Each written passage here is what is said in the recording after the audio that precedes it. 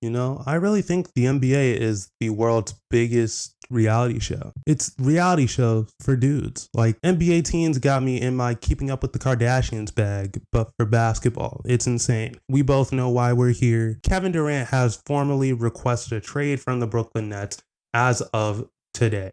And it has left the NBA world, it has left NBA Twitter, it has left the sport world in shock for the most part. And the first one I'll get into is, how did this happen? We can start all the way back in 2019, where Kevin Durant initially signed with the Brooklyn Nets along with Kyrie Irving and along with DeAndre Jordan. DeAndre Jordan came along because he was friends with Kevin Durant and Kyrie Irving, and he was a part of that package deal to bring him in. You know, I'm sure the Brooklyn Nets were like, hey, we'll take on DeAndre Jordan if it means we get both Kyrie Irving and Kevin Durant. They play out that first year without Kevin Durant because he is still healing from the Achilles injuries that he suffered in the finals a year beforehand. So it's just Kyrie Irving playing out that year. He doesn't play much either. I believe he only plays 27 games that year. I believe Kyrie Irving, he didn't play much that year either because of injuries. Then in 2021, the first half of the year is where we get to see Kevin Durant along with Kyrie Irving for the first time. And even beforehand, they get rid of Kenny Atkinson, who was the coach of the 2019 Brooklyn Nets.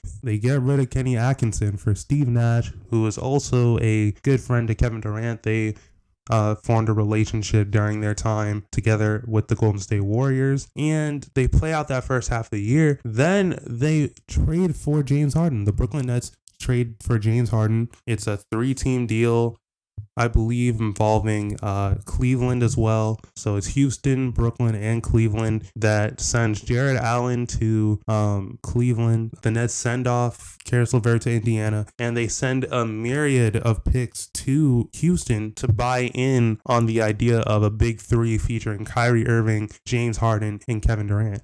And at the time, it was thought that this is going to be the greatest offense in NBA history. And for the most part, when they played together, it was. But the times that they did play together were so few and far between. In that maybe calendar year that they played together, they only played 16 games. And while they scored in bunches in those 16 games, I think you and I both know in the past 3 years, we have learned that availability is your best ability. If you can't stay on the court long enough to have an impact, then what's your real impact? And that's kind of the story here with that 2021 Brooklyn Nets team.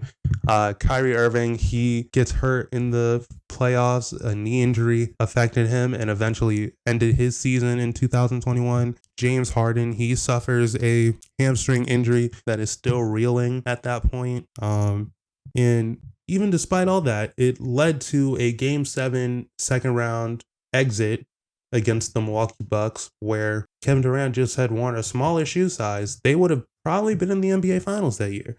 But ultimately, that's not what happened. As a matter of fact, Kevin Durant went 0 for 6 in overtime. Kevin Durant went 0 for 6 in that overtime, and the Milwaukee Bucks end up winning that series, and they end up winning that championship against the Phoenix Suns that year. But then 2022 hits.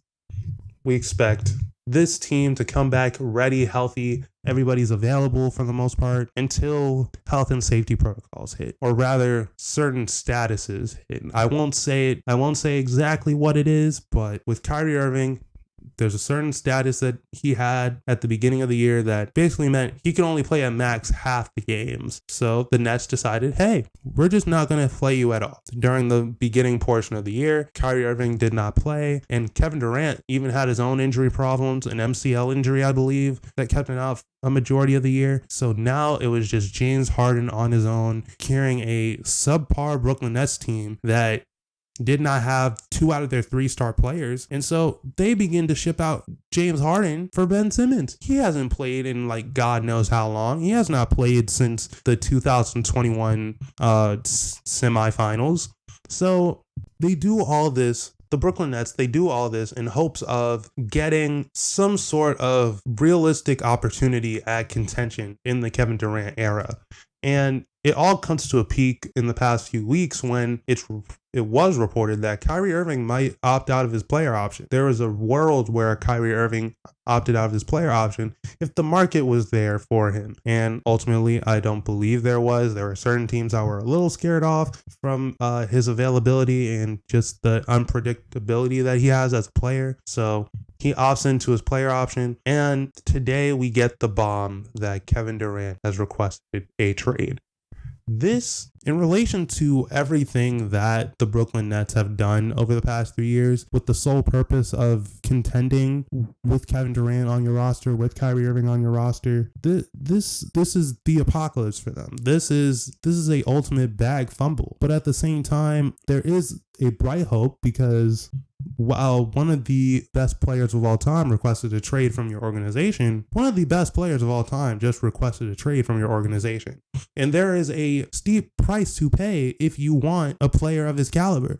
Yes, Kevin Durant had a very awful showing in the 2022 playoffs. That whole 2022 playoffs, both Kyrie Irving and Kevin Durant struggled, other than Kyrie Irving having that pretty good game one. Not pretty good, a great game one. They were swept, and Kevin Durant is still one of the best players of all time. Kevin Durant is one of the 15 greatest players this game has ever seen, and there is a price that teams are willing to pay for that to get your whole roster. You are sure getting some sort of value back. Now, the question is, does that equate to Kevin Durant? Probably not, but it does give you a firm foundation to build your roster up, and maybe with less of a pressure to win because of who's on your roster. If you have Ben Simmons there, you have Kyrie there, in theory, maybe if you add some other complementary pieces, you can definitely sure make a playoff team. You can certainly make a playoff team out of that. Now, the question is, who are the suitors? Who are the suitors currently?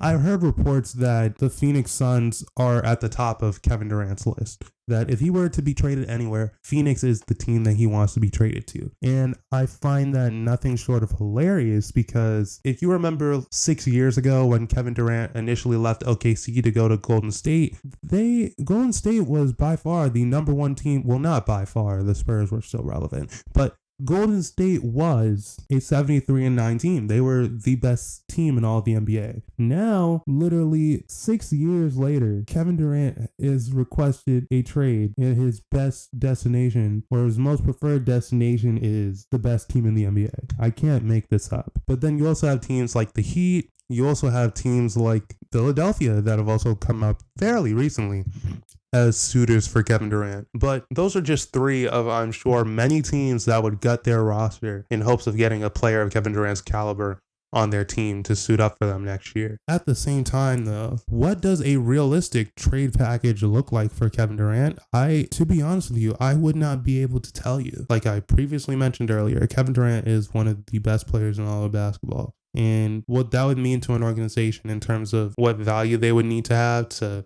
satisfy the Brooklyn Nets, I would not be able to tell you.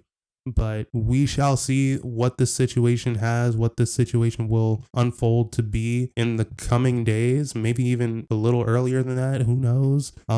We shall see. But let me know what you guys' opinion on the situation is. Let me know what trade packages you have in mind that the Brooklyn Nets could potentially accept. And let's see how the rest of this free agency goes. This is insane. You cannot convince me that the NBA isn't the greatest reality show ever. But this is me signing out. Y'all have a good one. Peace.